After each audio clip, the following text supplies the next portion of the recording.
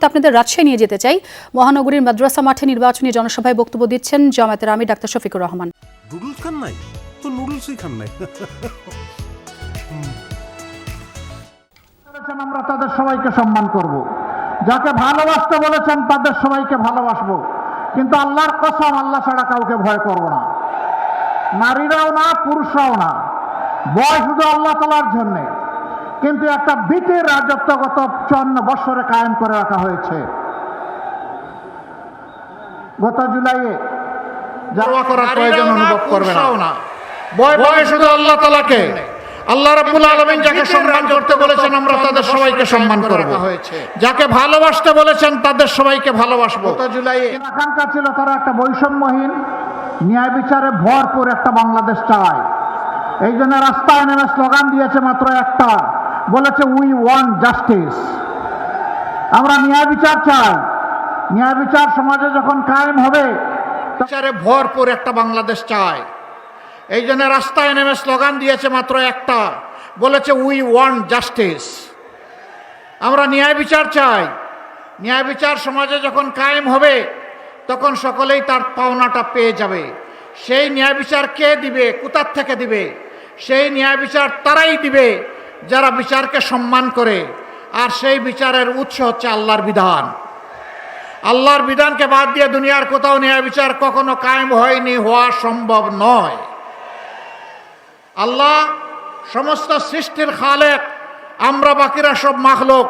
আল্লাহ তাআলা জানেন তার কোন সৃষ্টি কোথায় কি প্রয়োজন, কি দুর্বলতা, কি তার পটেনশিয়াল রয়েছে, এটা আল্লাহর চাইতে কেউ বেশি বুঝে না। সেই আল্লাহ মানব জাতির অভিভাবক রব, তিনি যে বিধান দিয়েছেন এটা দুনিয়ার সর্বোত্তম বিধান। এ বিধান কারো কোনো ক্ষতি করতে পারে না। বলবেন এই বিধান কি শুধু মুসলমানের জন্য? আমি বলবো না। বলবেন এই বিধান কি শুধু মানুষের জন্য? আমি বলবো না। এই বিধান সমস্ত মানব জাতির জন্য এবং আল্লাহর সমস্ত সৃষ্টির জন্য। কারণ আল্লাহ তাআলা মানব জাতিকে সৃষ্টির সারা জীব হিসাবে পয়দা করেছেন একটা বড় নিয়ামত দিয়ে, এটি হচ্ছে বিবেক, ভালো মন্দ বুঝার যোগ্যতা, কোনটা ভালো কোনটা মন্দ। আর এইটা বুঝিয়ে দেওয়ার জন্য আল্লাহ তাআলা যুগে যুগে নবী পয়গম্বর এবং কিতাব পাঠিয়েছেন। আমরা সকল ধর্মের মানুষকে বুকে ধারণ করে বাংলাদেশ গড়তে চাই। আল্লাহর বিধান কারো উপর জুলুম কখনো করতে পারে না, জুলুম করার প্রশ্নই উঠে না।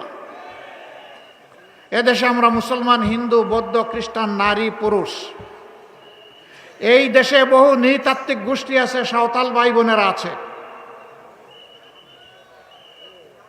আমরা সবাইকে নিয়েই আমাদের বাংলাদেশ।